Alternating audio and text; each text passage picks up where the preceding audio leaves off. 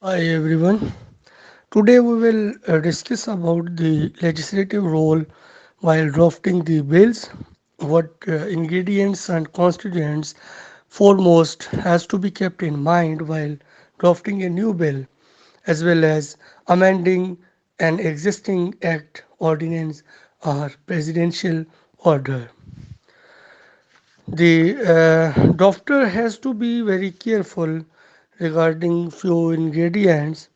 First of all, what is constitution in general and with special reference to legislative competence.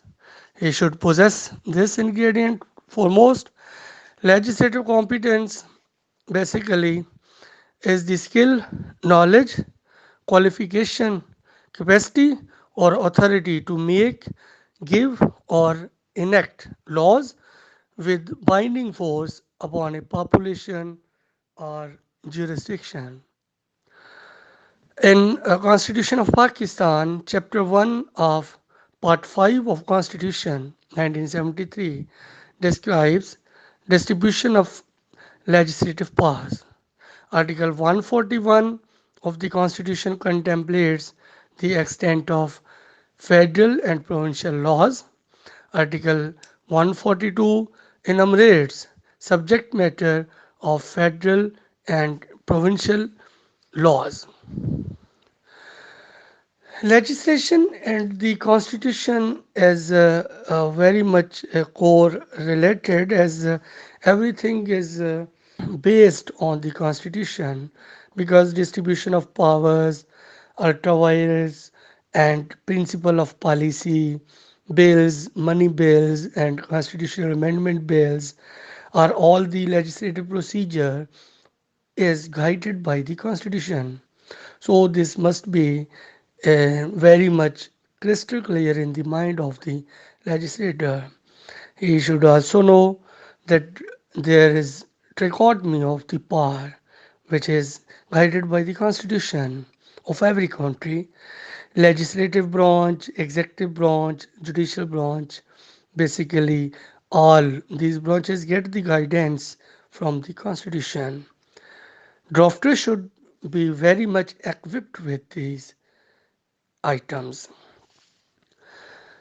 Similarly, distribution of powers like territorial legislation, distribution of legislative powers, pith and substance, incidental encroachment, colorable legislation, all these are guided by the constitution. These things should be very much clear in the mind of the legislator. Regarding ultra vires, you should be very much clear about injunction of Islam while living in Pakistan, about fundamental rights of the constitution of any country. Marbury versus Madison, the case in 1803, is very clear regarding ultra vires. It should also be very much clear in the mind of the drafter who is going to legislate or draft some bills. Similarly, rules of business that is very much important in order to obey the mandatory provisions and adhere to procedural requirements. Mandatory provisions is basically that provision that must be observed, whereas a directory provision is optional. A mandatory provision, if not complied with, will render the proceedings to which it relates illegal and void, while in directory non-compliance will not invalidate the proceedings. In the same way, General Clauses Act is basically the draftman's dictionary. General Clauses Act basically has the object of is to provide uniformity of expression by giving definitions of a series of terms in common use to shorten the language of central acts or provincial acts. It is not continued, basically, it is not confined to a particular branch of the law but applies to all branches. In the same way, a drafter has to be keep abreast with the case law so that a piece of legislation stands the test of judicial scrutiny, and if a case law has to be overridden through legislation, the intention is expressed in words. Assembly rules, Senate rules, it should also be kept in mind. Index to Pakistan code or any country's code and general idea of the content in the laws contained in Pakistan code, also general idea of the content of the bills pending before parliament, so that the bills nearing passage are harmonized with other pending bills, just as a bill is harmonized with the acts contained in the Pakistan code.